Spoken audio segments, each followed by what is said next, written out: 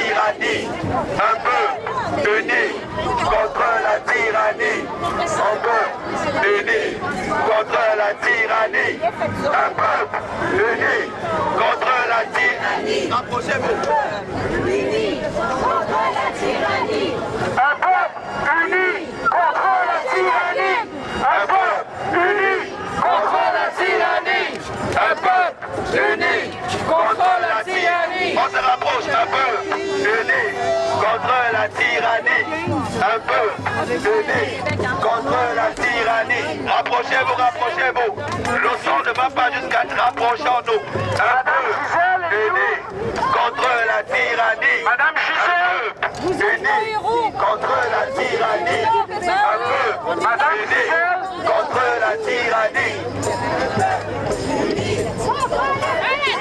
Est-ce que quelqu'un voit Madame Gisèle? Contre la tyrannie. Madame Gisèle est priée de monter sur le pont, s'il vous plaît. Madame Gisèle. Unis contre la tyrannie. Donc, nous sommes réunis aujourd'hui pour soutenir le personnel de la santé qui jadis était au...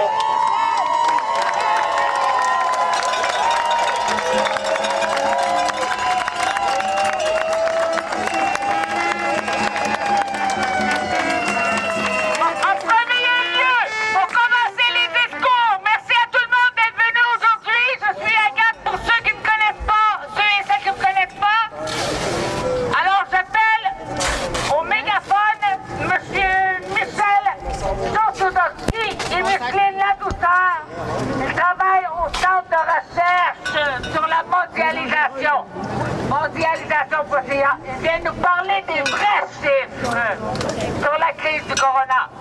Voici Michel Josudowski.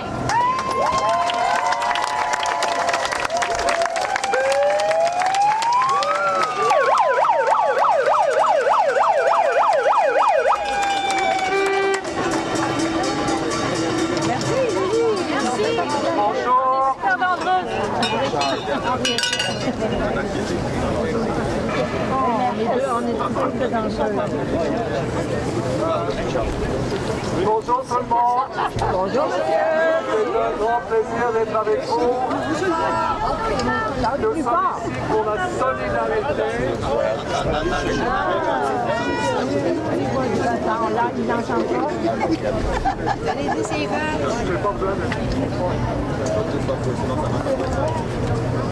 On voit que j'ai des problèmes techniques là. Parlez plus proche, parlez proche, à côté, allez proche. Ah, c'est bien. Oui, oui, oui. Ok, merci. Parlez fort et proche. On verra plus mon fonctionnaire. Bonjour tout le monde. Je m'excuse pour mes problèmes d'ordre technique avec le micro. Nous sommes ici pour soutenir la solidarité avec l'ensemble, non seulement au Québec et au Canada, mais dans le monde entier. Parce qu'il s'agit d'une crise mondiale à l'échelle planétaire. Alors, deux micros ensemble, ça marche. Enlève le micro, là, je pense que ça marche pas. Parce que deux doubles. Bon, est-ce que ça va? Là, je pense que je peux continuer. Est-ce que vous m'entendez bien, là? Oui, ok. J'ai mentionné solidarité à l'échelle mondiale. C'est un concept absolument important parce que cette crise affecte 7,9 milliards de personnes à l'échelle mondiale. Comprenez-le bien.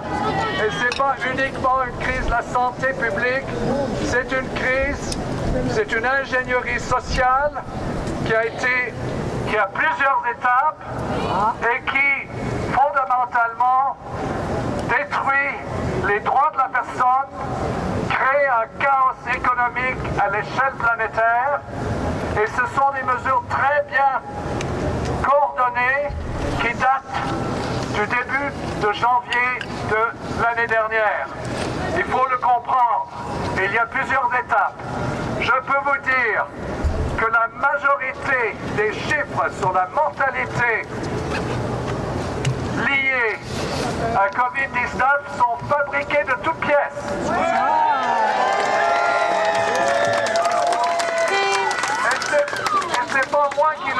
c'est le ministère de la Santé du Québec, dans une directive qui a été annoncée en date d'avril de l'année dernière, où ils ont donné des directives. Au mois de mars, il n'y avait pratiquement personne qui était mort de COVID, et tout d'un coup, c'est 44,9% de la population, de la mortalité au Québec qui est assignée à COVID-19.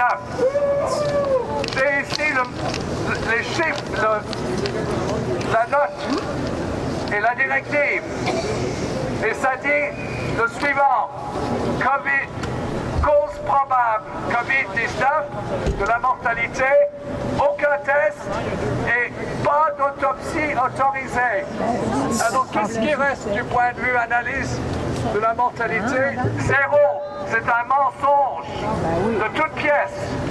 Maintenant, l'autre mensonge, c'est que le test PCR est totalement invalide. C'est pas une question de plus ou moins. Donc le test qu'on prend dans le nez, dans la bouche, est totalement invalide. Et c'est pas moi qui le dis, c'est l'OMS en date de janvier de cette année.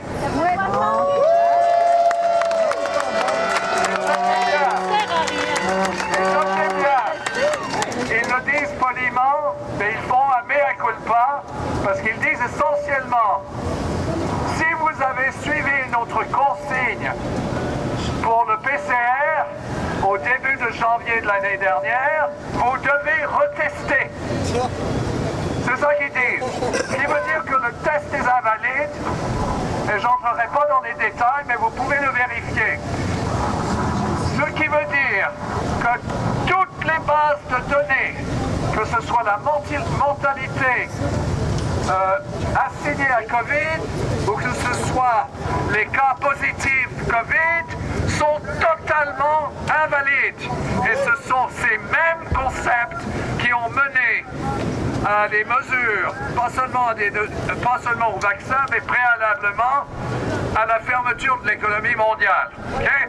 192 pays sont ordonnés de fermer leur économie en vue de sauver des vies. C'est un mensonge.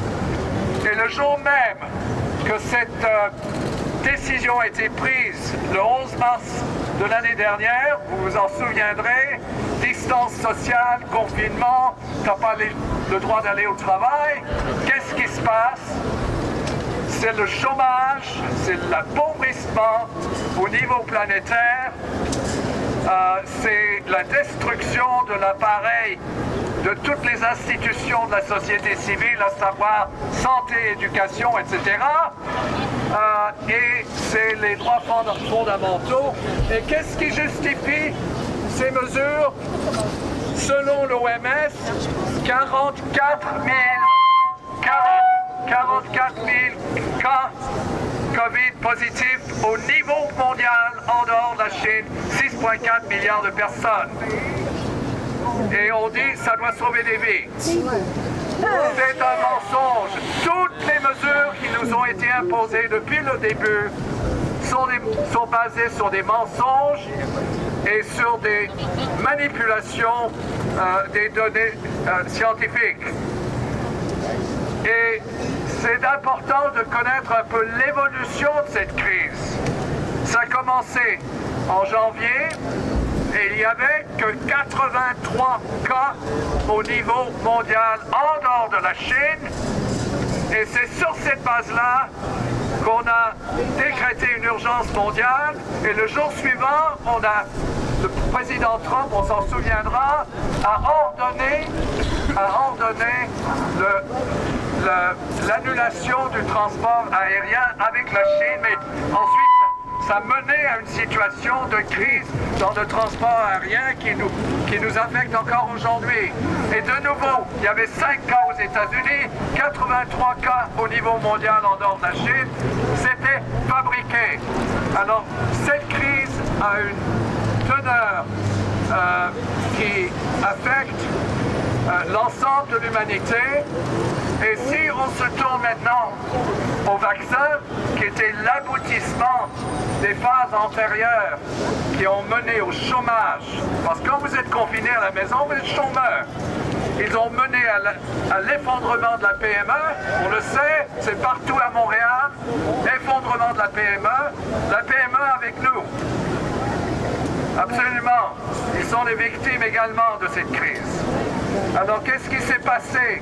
Au début du mois de novembre, on annonce le vaccin comme étant la solution à cette crise, qui a été fabriqué de toutes pièces. Et qu'est-ce qu'on propose? Un vaccin expérimental, RMNA, n'est-ce pas, en anglais, qui n'était même pas approuvé par les instances. Et au Canada, au Québec, on a changé les critères. Certaines régions du monde, notamment l'Union européenne, les États-Unis, la Grande-Bretagne, publient les chiffres sur la mortalité et les blessures associées au vaccin. Santé Canada ne publie absolument rien, n'informe pas la population. Alors je peux vous dire,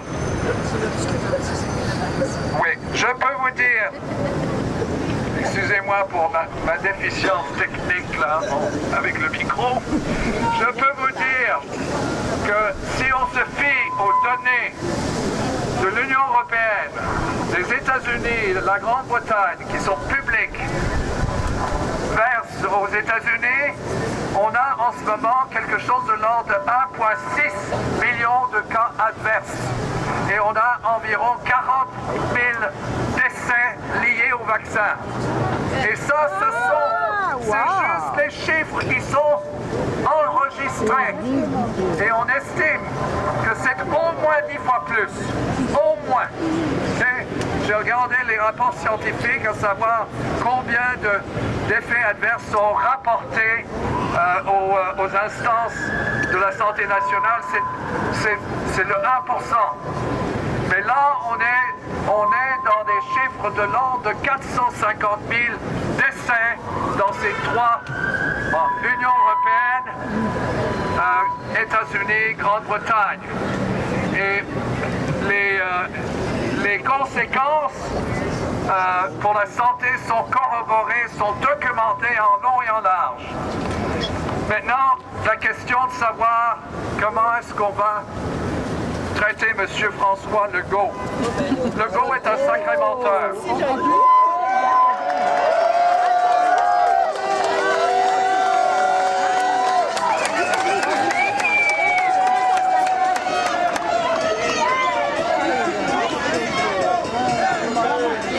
Je devrais vous dire, il y a la corruption à tous les niveaux.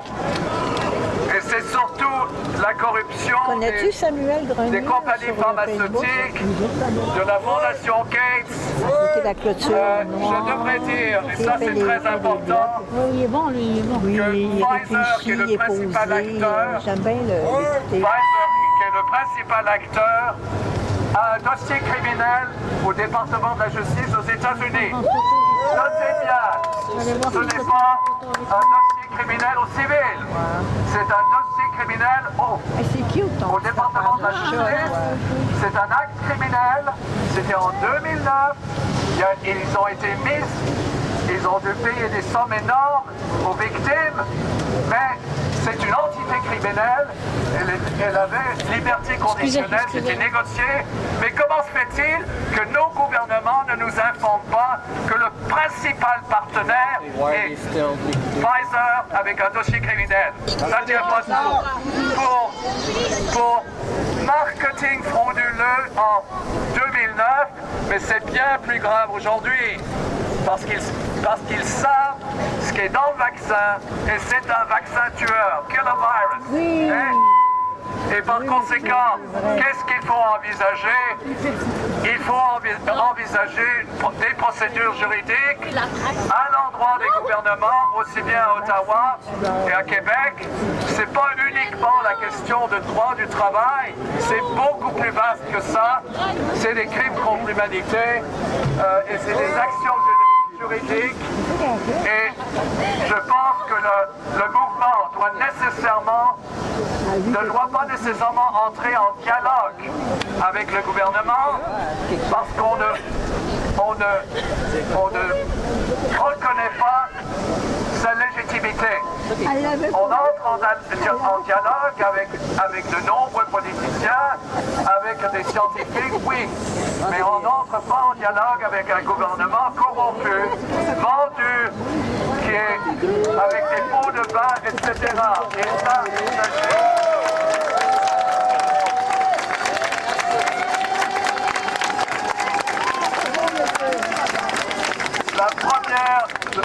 la première priorité, je sais qu'on est pris pour le temps, la première priorité, c'est de défaire la campagne de la peur.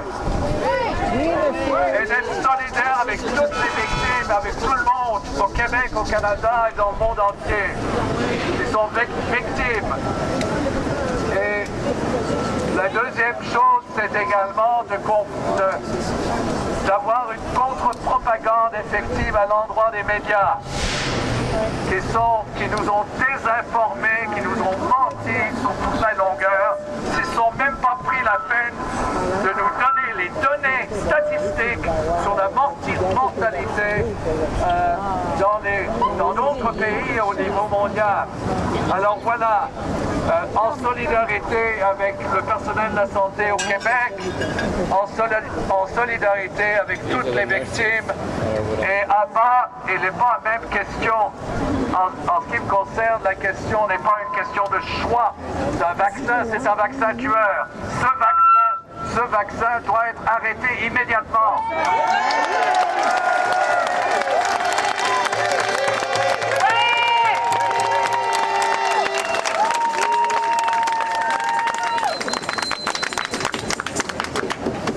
Mondialisation.ca, comme ton site internet. Bon,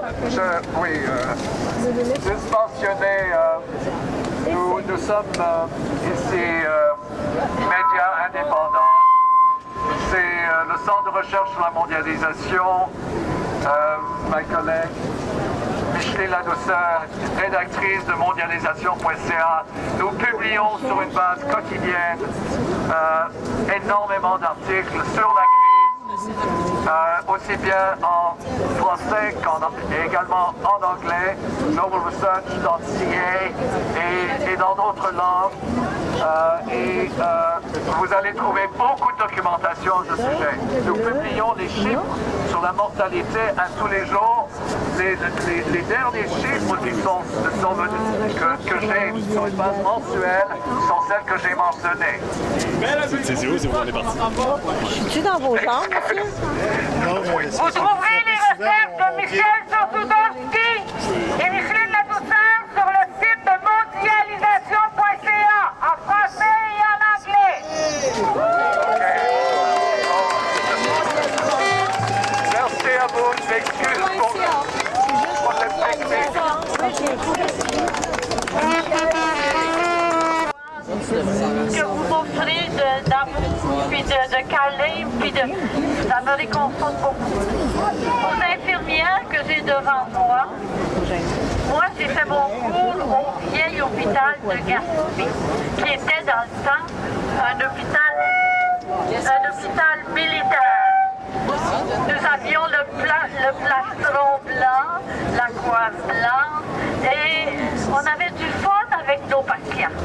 Il y a quelques années, quand mon frère a subi une intervention au cerveau à l'ancien hôpital Queen Mary, je regardais les infirmières travailler et mon Dieu, quelle admiration j'avais pour eux.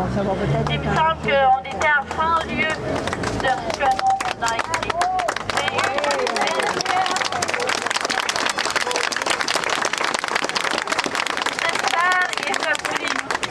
Que Christian Desbris, que moi j'appelle, là,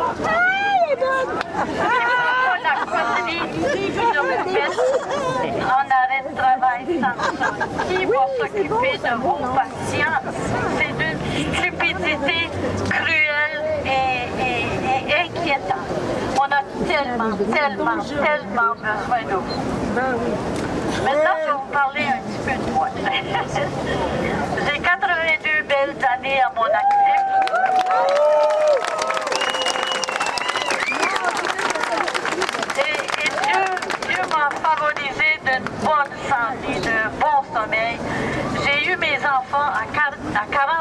an, des jumeaux. J'ai eu des bébés en or, mais à l'adolescence, souvent, j'ai voulu les mettre d'un sac de vidange. Il était tellement talent. Mais la semaine dernière, mon adorable belle-fille m'envoie un courriel et elle me dit « Je n'ai plus de sauce pour faire la salade. » Alors, j'ai profité de l'occasion puis je suis allée lui emporter. Et c'est mon fils qui a répondu. Parce que quand François Amaliga avait mis sur Facebook notre aventure à la prison de Orsainville, mes enfants ont été très fâchés. Par contre, le 14 septembre, quand il y a eu la rentrée parlementaire, deux dames qui sont Ginette et Manon Richer, avec Maître Lachance, on a envoyé aux députés ce que les gens de mon âge voulaient. Puis après ça, il y a eu la bombe, là, Audrey Anne qui a 22 ans, ce que les jeunes voulaient. Et je pense que mon fils l'a vu. Alors quand je suis allée porter la sauce pour faire la salade, il a sorti et il m'a dit « Ouais, maman, c'était pas mal intense. Ça m'a tellement saisi que je l'ai même pas pris dans mes bras. » Fait que là, je cherche une autre livraison pour être capable de le prendre dans mes bras. Je vous retiendrai pas trop longtemps. Mais je vais dire comme Amaliga dit souvent, il ne faut pas lâcher.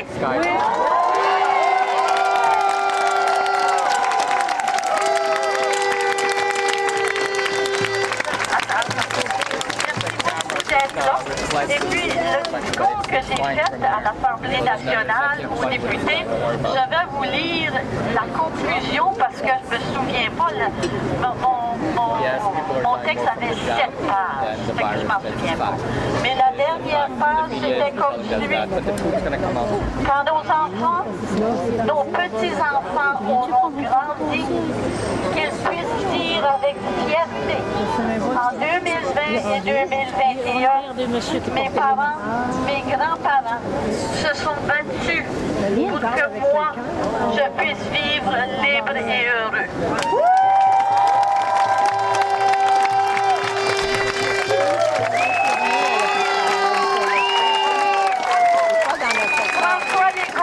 François Legault, pour moi c'est un petit Lego qu'on ramasse avec la balayeuse. Il va faire des dommages dans le moteur de la balayeuse. Je vais mettre la sacoche de l'autre côté. Et Christian Dubé et les députés pourraient vous dire la même chose. Vous passerez à l'histoire comme de vils personnages qui ont eu pour unique but celui de détruire la famille et par le fait même la société québécoise. Shame on you!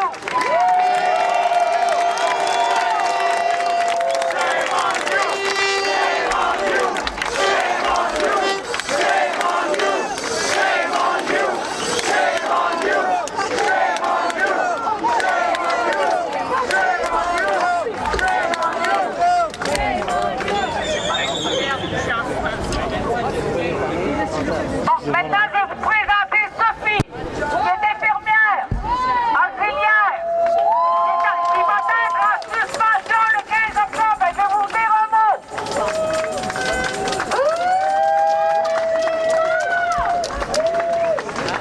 J'ai rien préparé, c'est un peu à l'improviste.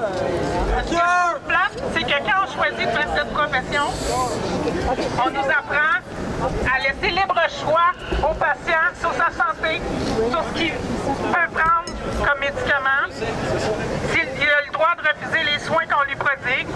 Mais nous, en tant que professionnels de la santé, nous n'avons aucun droit sur notre corps présentement. Le gouvernement détient tout ce pouvoir. Désolée, je suis nerveuse. J'avais rien préparé, puis en même temps, je suis très émotive. Je suis dans le domaine de la santé depuis 2003, officiellement pour le gouvernement. J'ai fait ce choix parce que j'adore soigner les gens. J'ai beaucoup de compassion. Durant la dernière année, le gouvernement nous a primés, a suspendu nos vacances, nous a obligés à travailler à temps plein plainte, malgré les TSO qui nous obligent. Puis maintenant, à cette heure qu'il n'y a plus besoin de nous, ben merci, on expire le 14 à minuit. Ce qui est très dommage.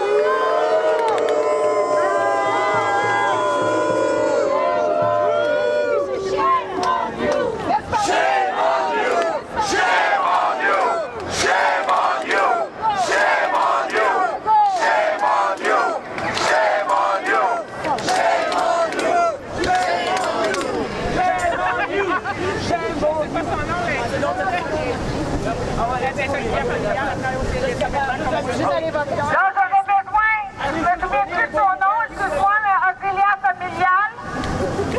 Oui, s'il vous plaît. J'ai besoin de la santé, là.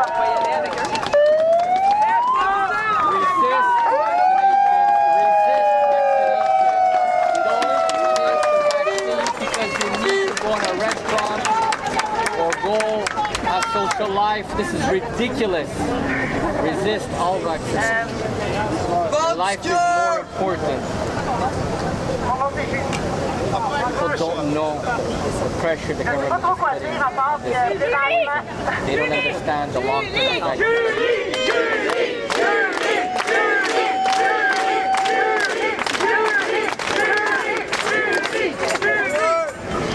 Moi, je travaille à domicile avec les personnes âgées. Puis, au début de la COVID, j'avais tellement peur que j'étais prête à attendre que ça passe sur mon sofa. Puis, on n'avait pas de protection, puis on nous disait qu'on n'était pas en danger, qu'on pouvait y aller, puis qu'on pouvait se fier sur leurs paroles. Fait que c'est ça que j'ai fait. J'allais travailler pas de masque, pas rien. Puis finalement, ben, après un an, je peux dire que le masque, quand on en a eu, ben écoute, c'est merveilleux. Il m'a sauvé la vie parce que je ne l'ai pas eu. You were heroes at the beginning of the year. The government makes them all monsters.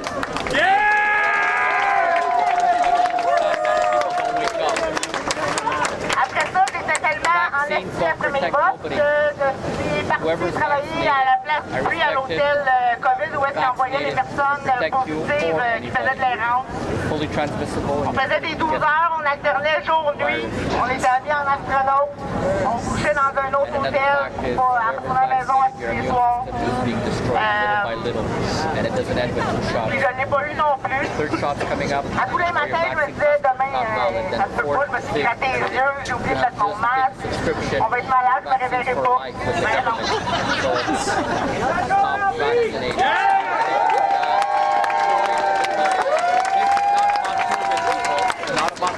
On a eu zéro symptôme. Zéro symptôme. Et on est rendu à 60 et quelques tests négatifs. Puis là-dessus, j'ai 2 semaines où est-ce que je n'ai pas été parce que j'étais trop fâchée. Fait que je suis en attente de deux plaintes au disciplinaire. Ils n'auront pas le temps finalement de me mettre en punition parce qu'il me reste 3 jours.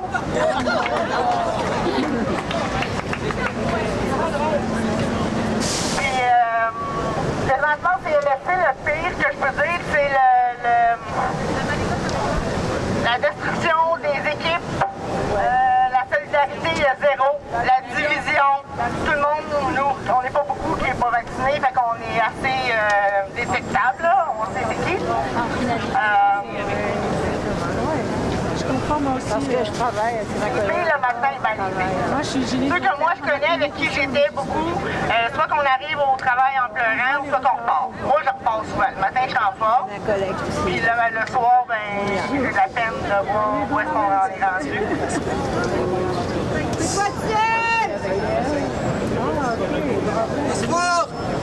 Moi, vous n'êtes pas seul dans la... Ouais. Ah, ok.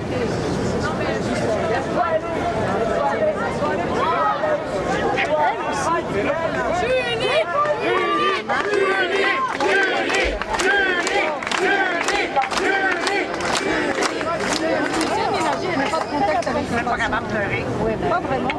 Quand je pleure, ben, je pleure plus de rage que de peine parce que, écoute, je suis enragée noire. Mon ami amie avec qui que je fais toutes mes affaires de COVID depuis le début. Elle me suit dans toutes mes niaiseries. Elle n'était pas tout le temps d'accord au début, elle me suit pareil, elle fait semblant d'être d'accord avec moi, même quand elle ne l'est pas. Elle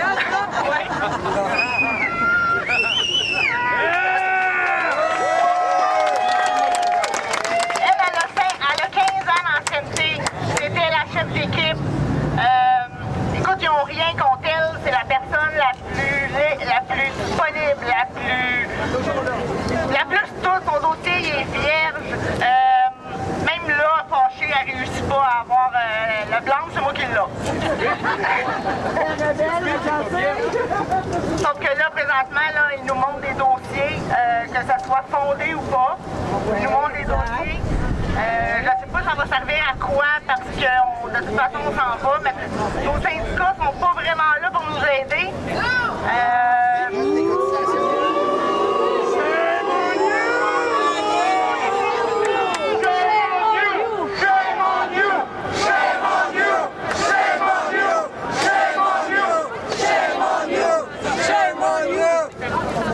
Depuis avant les négociations, on avait pris l'initiative de faire développer des photos, nous autres, pour décorer notre salle. Parce que c'est beige et c'est plate. Ça fait plus qu'un an que les photos sont là, tout était là. Il y a un matin, il y a 2 semaines, je suis arrivée, je regardais mon téléphone, quand j'ai levé les yeux dans la salle, j'étais toute seule, puis il n'y avait plus rien. Ces murs, ils ont tout enlevé mon stock.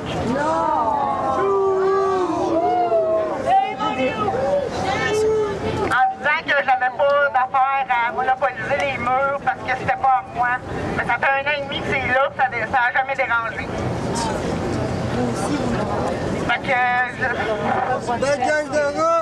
il me reste 3 jours, je ne sais pas, j'ai pas besoin d'aller au bureau parce que j'ai mon horaire. J'avais installé un tableau, moi, dans la salle où est-ce que j'écrivais tout le temps des petits mots d'encouragement, où je mettais des nouvelles des négociations. Ça se peut que j'aille faire mon petit message mais qu'il y ait le moins de monde possible dans la salle, pour voir le moins de monde possible parce que ça me fait quelque chose. Je vais aller leur écrire, c'est sûr, un petit message pour ceux qui veulent le lire, puis ceux qui veulent pas, ben tant pis, ils vont l'avoir pareil. Mais pour moi, là, le pire, c'est vraiment la division qu'ils font. Puis là, en sachant que même les patrons appellent aux maisons pour faire savoir qu'on n'est pas vacciné, ils veulent avoir quelqu'un de vacciné à la place.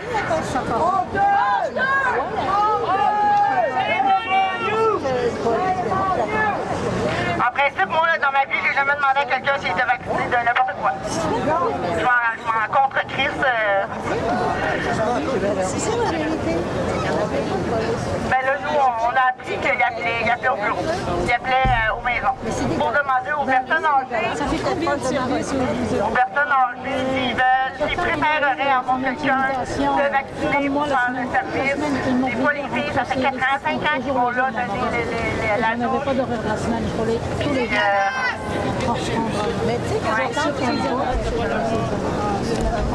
fait que c'est ça. Je sais pas, moi j'ai pas de plan B, je m'en vais chez nous en sachant pas trop comment je vais payer mon loyer du mois de novembre. Le mois d'octobre, je me demandais si je le payais ou si je gardais mon argent. Finalement, je l'ai payé, fait qu'on va voir pour le mois de novembre. Puis, je me suis dit que je serais disponible pour faire toutes les actions possibles à temps plein pour un petit bout. Puis après ça, on verra. Là, j'imagine que le bon Dieu va pas me laisser crever de faim, fait que...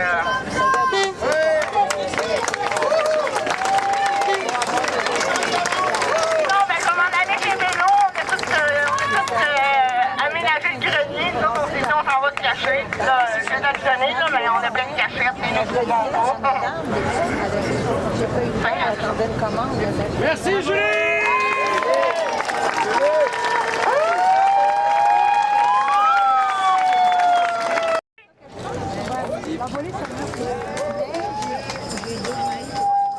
Merci Julie, fuck you le gars!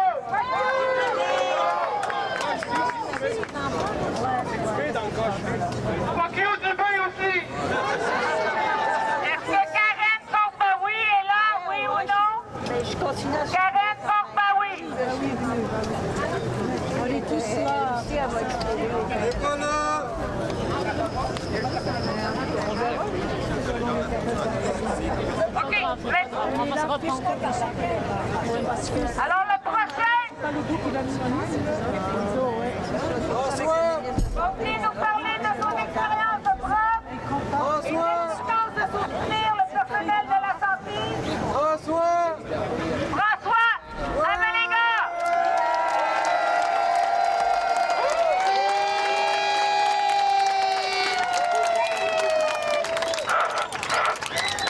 Est-ce que vous m'entendez bien?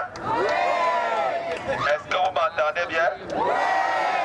Un peuple uni contre la tyrannie. Un peuple uni contre la tyrannie. Un peuple uni contre la tyrannie. Un peuple uni contre la tyrannie. Un peuple uni contre la tyrannie. Un peuple uni contre la tyrannie. Merci à tout le monde d'être là. J'imagine que les gens qui sont ici comprennent ce qui se passe. Vous comprenez ce qui se passe depuis 18 mois. On n'a pas affaire à une crise sanitaire. On a affaire à un projet obscur du monde des ténèbres pour réduire l'humanité en esclavage. Mensonge sur mensonge. Tromperie sur tromperie. Ils ont passé le temps à gruger nos droits et libertés pour nous soumettre. Mais ce qu'ils ne savaient pas, c'est que nous sommes là. Et il n'est pas possible qu'ils réussissent leur projet. Je ne vais donc pas le lancer dans un long discours pour vous expliquer ce qui se passe parce que je sais que vous comprenez. Vous comprenez que ce n'est pas juste un problème du personnel de la santé. Vous comprenez qu'ils ne font pas des erreurs. Mais qu'en réalité, ce que nous on considère comme des échecs, c'est exactement ça qu'ils voulaient arriver. Ce sur quoi je vais insister, c'est ce que nous devons faire. Il faut savoir, entre autres, que le 25 juillet 1938, Adolf Hitler a interdit à tous les médecins juifs de toucher à des Aryens.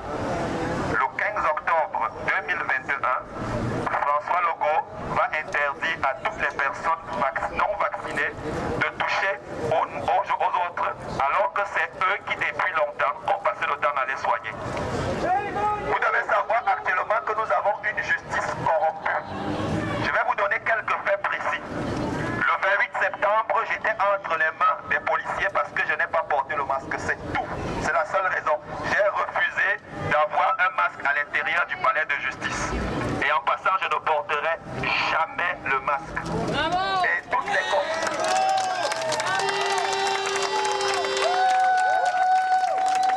Et je peux vous assurer qu'il n'y a pas meilleur endroit où ne pas porter le masque qu'un palais de justice. Donc, ce n'est pas possible qu'on veuille me juger pour un procès relatif au masque et qu'on me dit tu dois porter le masque, ça veut dire que le verdict est déjà donné. Donc, ce qui se passe de façon claire, c'est que hier, pendant que j'étais en prison, il y a 4 lettres qui sont venues. Et dans les 4 lettres, c'était 4 comparutions pour des contraventions. J'avais une comparution le 5 octobre quand j'étais en prison. J'avais 2 comparutions hier à 9h30 et à 14h. Et j'ai une comparution le 14 janvier.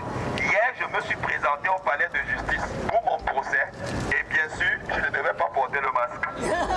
J'étais prêt à passer encore un long séjour en prison. Je ne suis pas allé avec ma voiture et tout pour que tout soit simple. Donc, j'étais attendu. Il y a Patrick qui m'a accompagné. Donc, il était question qu'il faisait juste la livraison pour Bordeaux. Mais ce qui était surprenant, c'est que on ne trouvait pas le procès de 9h30. Et j'ai montré à la dame qui était à l'entrée ma convocation pour 14h. Elle m'a dit que non, il n'y a pas de convocation. C'est une erreur du greffier.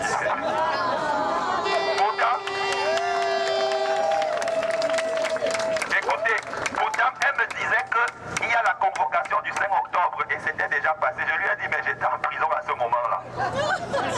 Ce que vous devez savoir, c'est que on a depuis le début des criminels à la tête du gouvernement qui instrumentalisent la justice. Le vendredi, le juge Richmond était prêt à m'écouter et il a commencé à m'écouter.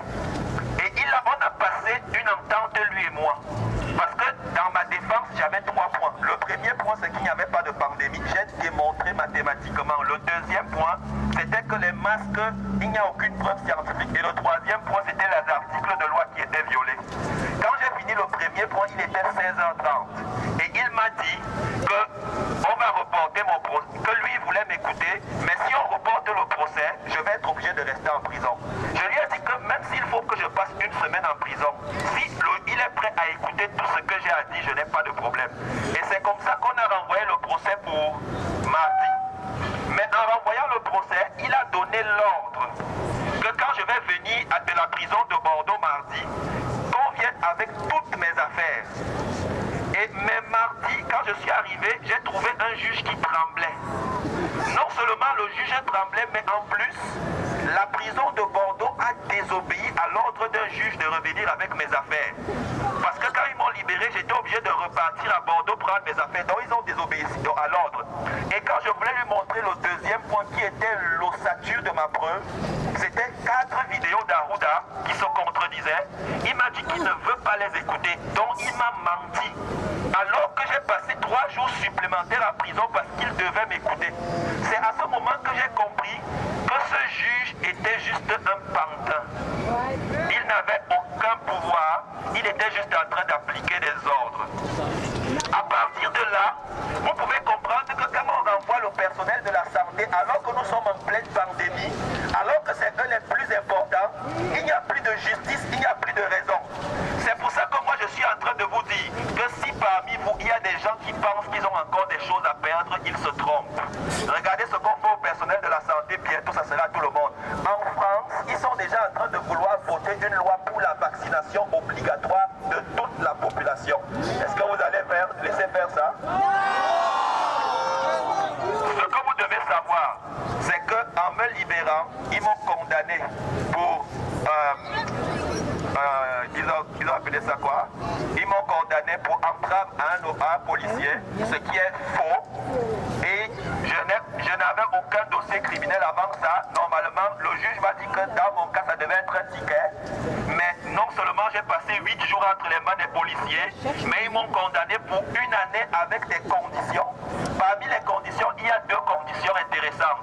Je dois garder la paix et je dois tenir une bonne conduite.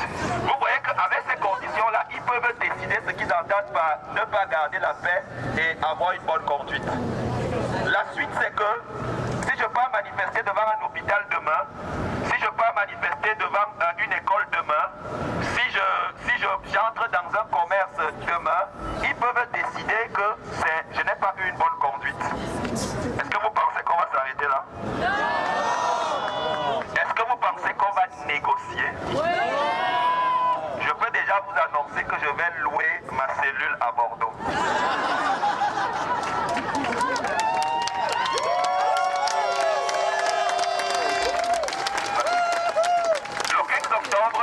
Je ne suis pas l'organisateur et mon Facebook est bloqué jusqu'au 26 octobre. Mais je sais qu'il y a quelque chose qui est organisé à Québec, je crois. Et je pense que c'est l'occasion de faire une méga manifestation. Je pense que les organisateurs de la manif, je pense qu'il y a une bonne unité pour qu'il y ait une grosse manifestation devant le Parlement. Je ne sais pas tout leur trajet, mais moi mon rêve, c'est qu'on passe devant le ministère de la Santé, qu'on passe devant le Parlement et surtout, la chose qui m'intéresserait tellement, même après la manifestation, quand ça sera fini, moi je vais chercher quelques volontaires pour aller désobéir. Parce que je vais aller manifester à moins de 50 mètres d'un hôpital à Québec. Et je vais chercher l'hôpital le plus proche du Parlement. Donc, je suis déjà en train de vous préciser clairement. Il y a des manifestations qui sont organisées à Québec et j'appuie toutes ces manifestations et je serai à ces manifestations-là.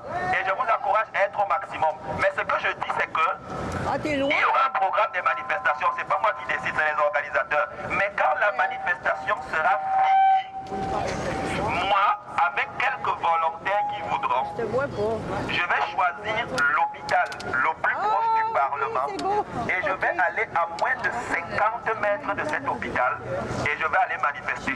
Les gens qui vont venir manifester avec moi, d'après la nouvelle loi spéciale, auront une contravention entre 1 000 et 12 000 $. Mais moi, non seulement mais je suppose que je me serais mal conduit. Donc, ça doit être clair. Nous sommes rendus à une étape où, si nous cédons, rien ne va se passer. Pour nous, ils vont nous détruire. Donc, pendant que nous sommes en train de partir, il faut que vous soyez remplis de la mentalité du guerrier. Celui qui ne va rien céder. On va rester pacifique, c'est important. Parce qu'il ne faut pas qu'ils nous donnent des dossiers criminels, des vrais. Parce que le faux dossier criminel qu'ils m'ont donné, c'est parce que j'ai désobéi à l'ordre des policiers de ne pas entrer dans un magasin sans masque pour acheter un pain. C'est tout. J'étais allé acheter un pain, c'est tout ce que j'avais fait. J'ai acheté un pain et 2 policiers m'ont plaqué au sol parce que j'ai acheté un pain sans masque.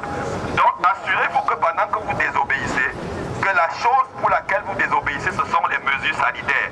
Il ne faut pas qu'on vous arrête parce que vous avez cassé une voiture, parce que vous avez bloqué quelque chose. Il faut qu'on vous arrête parce que vous avez refusé de porter le masque, parce que vous avez refusé d'obéir aux mesures sanitaires.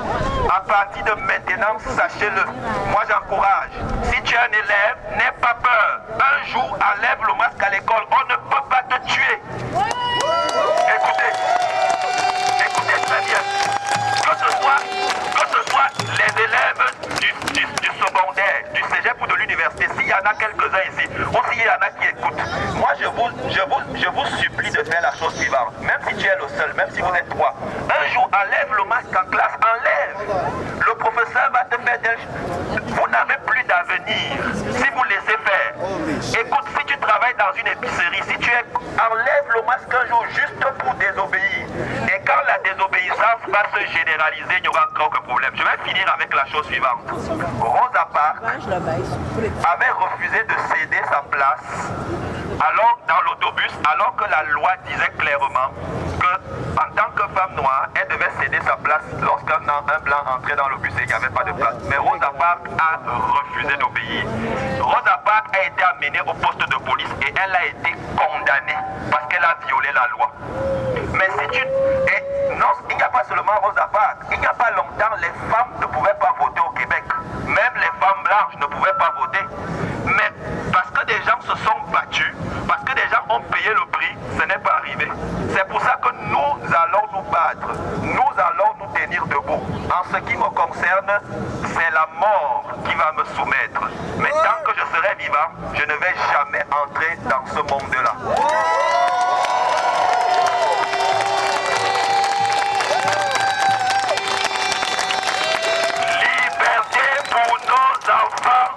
La prison.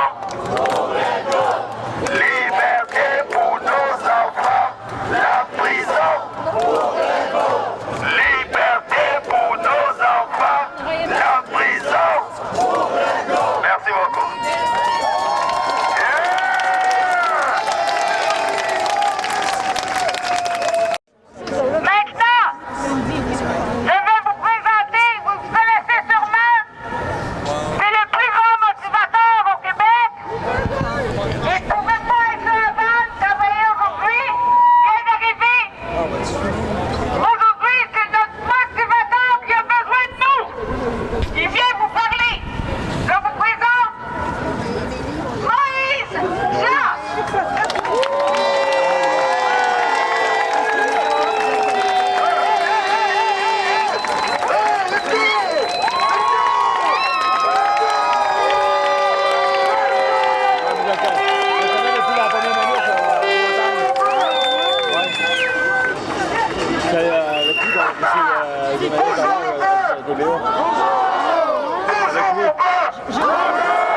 Pourquoi je vous appelle mon peuple? Parce que je m'appelle Moïse. Ok?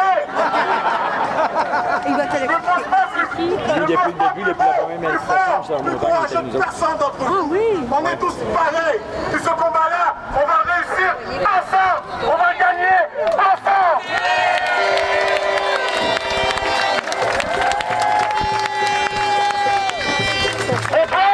Chers peuple, je suis fier de vous.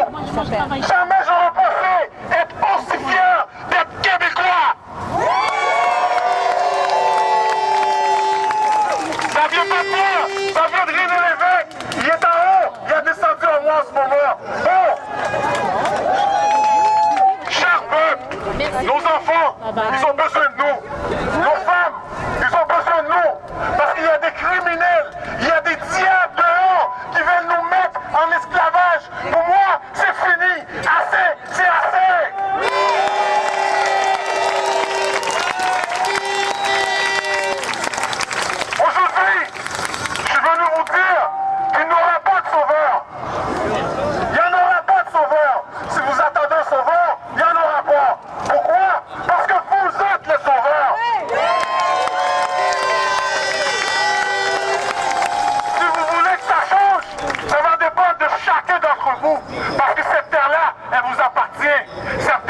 moi, est à lui, est à elle, est à lui, est à elle, est à tout le monde.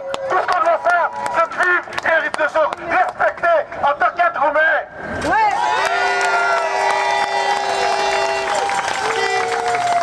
Pourquoi je dis qu'ils sont criminels? Ils ont enlevé le sourire de notre visage. Ils ont enlevé la beauté. Ils ont enlevé l'amitié.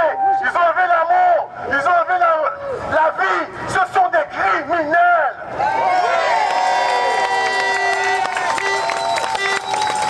Donc, aujourd'hui, je t'ai sorti.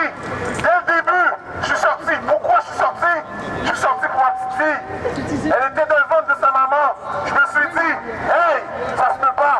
Je vais partir sur cette terre-là.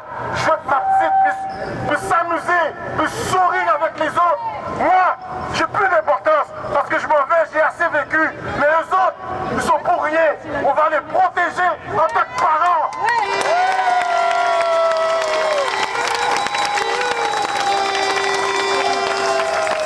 Donc, les amis, est-ce que vous voyez l'énergie qui est à l'intérieur de moi? Vous le voyez? Je ne peux pas le retenir. C'est pas moi qui est là. C'est le Créateur qui descend en moi pour parler avec vous en ce moment. Donc, il m'a dit de vous dire, levez-vous le cul et soignez ma terre. Soignez sa création. Parce que vous êtes sa plus belle création. Puis protégez-la. Lève ton cul. Lève ton cul. Lève ton cul. Lève ton cul. Lève ton cul. Lève ton cul. Lève ton cul. Lève ton cul. Lève ton cul.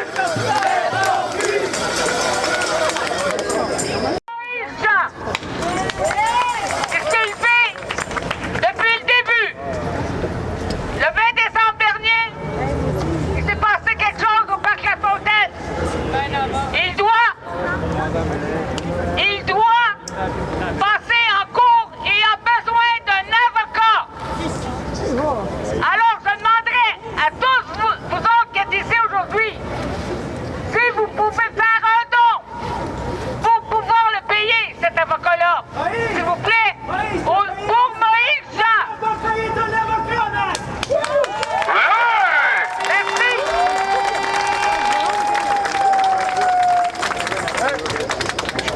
Je me suis tellement porté avec mon Créateur, je me suis même oublié.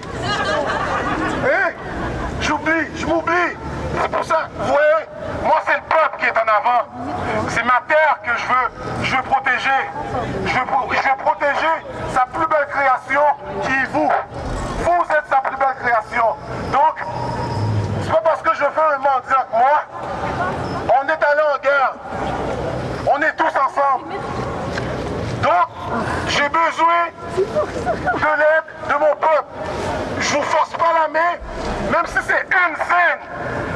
Une scène, on ne voit pas juste l'argent, on voit l'entraide ensemble. Donc, c'est un jeu qu'on fait.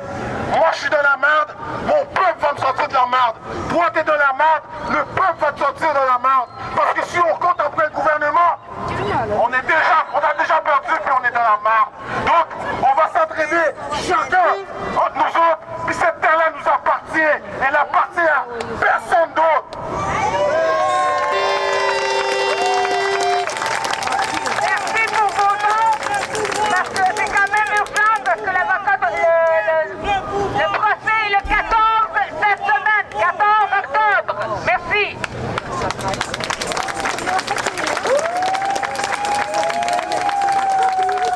Pour terminer, avant de terminer, j'ai un autre orateur pour vous, mais je veux juste, avant qu'il vous parle, je veux juste vous inviter vendredi prochain, 15 octobre, à Québec, pour le même style de manif, en marche en uniforme aussi, vendredi, le 15 octobre, à Québec, au Parlement.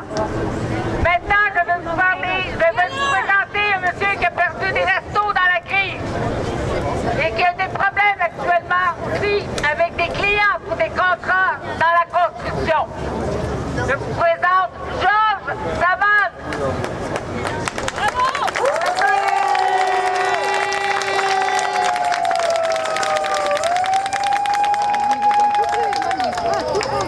Bonjour tout le monde. De un, je vais toujours commencer par remercier l'organisatrice Chris, à Gap, pour cette belle manip. C'est pas la quantité qui compte, c'est la qualité. Hein? Les femmes au front, les femmes professionnelles, les infirmières qui sont rendues sur le côté, je vous salue. J'ai toujours dit, même avant la pandémie, j'ai toujours eu des clients qui sont dans le domaine.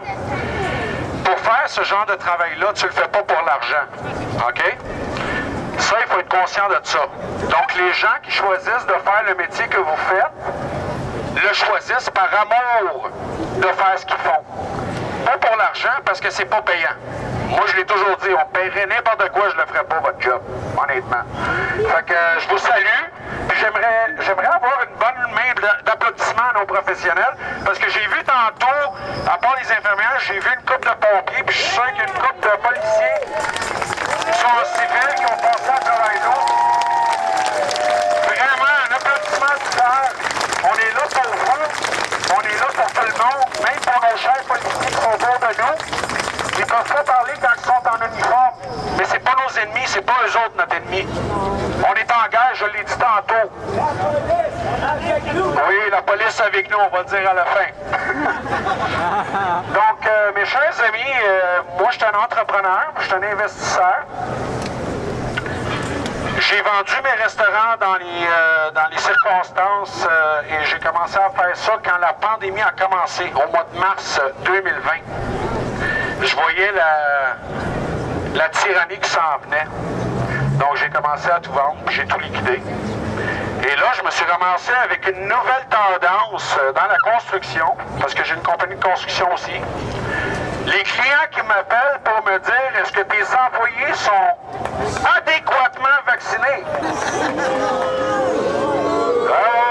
Oui. C'est rendu là. C'est rendu là. Est-ce que tes employés sont proprement vaccinés et adéquatement vaccinés? On prend le même narratif que nos trois sataniques. C'est plus double dose, hein? Ça fait longtemps qu'on sait ça. C'est pas une question de double dose. C'est adéquatement vacciné avec la pic-pic, là. OK? On va se ramasser avec un champ de pic-pic dans nos bras à un moment donné. En tout cas, moi, il va falloir qu'ils me passent sur le corps pour arriver à me piquer. En tout cas, on n'est pas là pour les vax ou anti-vax, c'est pas ça la question, parce qu'on n'est pas des anti-vax comme les merdias essayent de nous de projeter comme image. On est pro-choix. Ça veut dire que chacun de vous, de nous, a le choix de s'injecter ou pas de quelque chose qu'on n'a aucune idée qu'est-ce qu'il y en est. Hein? De quelque chose que les compagnies de vaccins ne se portent pas responsables, que le gouvernement ne se porte pas responsable, mais vous êtes irresponsable si vous ne vous faites pas piquer. C'est assez cohérent? C'est peut-être cohérent pour un gars comme Dubé, un comptable, un mauvais comptable qui est un ministre de la Santé. Trouvez la cohérence.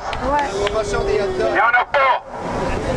On nous parle de spécialistes, mais on les a jamais vus, ces spécialistes-là. Il y a juste un esti de docteur qui est toujours à TVA. Je sais même pas s'il travaille à l'hôpital. Esti, il est plus souvent devant les caméras qu'il est en train de faire une job. Mais c'est sûr qu'avec des mannequins, il n'y a pas grand-chose à faire, hein? Vous avez vu ça, hein, TVA? Un beau petit mannequin dans le ICU. Ils ont sauvé sa vie. Eh ben, tabarnak. Ils ont fait une calice de job, sauver un mannequin, hein? Pour dire, c'est pas facile.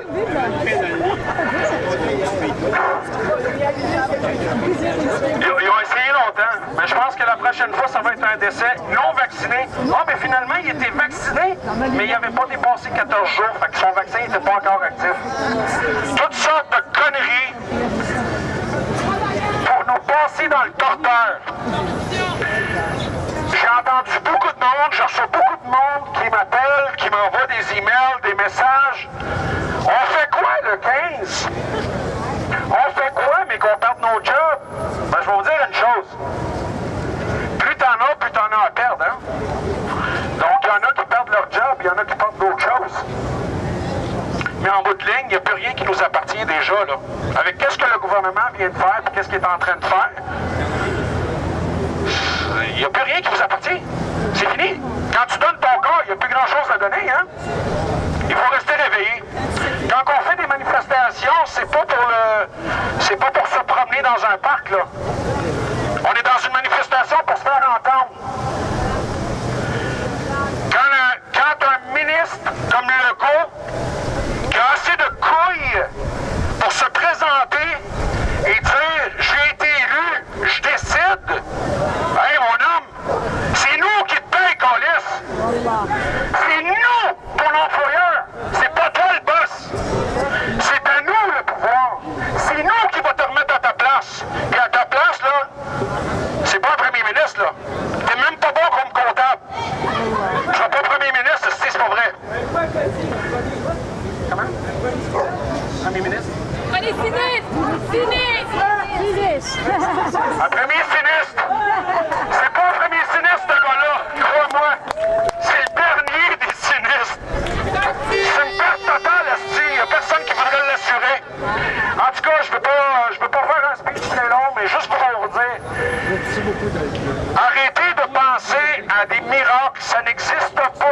Tant si longtemps que Dieu ne prendra pas le ring, ça n'existera pas un miracle. Il n'y a personne qui va arriver avec un bâton magique et qui va faire abracadabra, la vie va revenir à sa normalité. Les seuls qui ont cette baguette-là, c'est nous.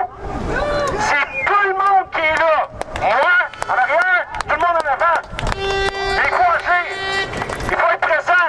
Il faut se faire entendre. On n'est pas là pour marcher et faire des bonnes randonnées. On est là pour se faire entendre. Il faut se faire entendre. On est prêts? La prison! La prison! La prison! La prison! La prison! Pour Legault! Pour Legault! À la prochaine manif, tout le monde. Merci beaucoup d'être présent. Merci.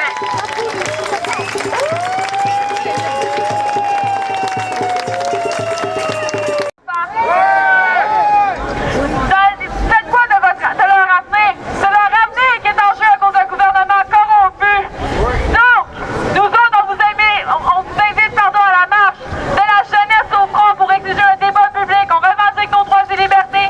On protège surtout l'avenir de nos enfants qu'on dénonce toute la prostitution et la corruption systémique au Québec. Donc, on dit non à toute cette mascarade.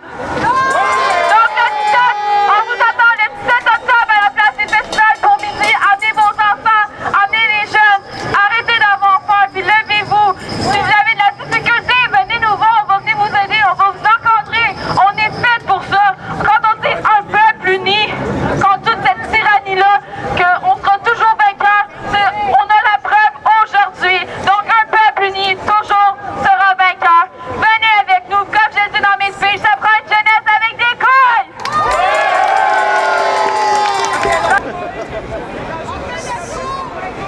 Attends, passe-moi 2 secondes. Là, je vais l'arrêter parce que là...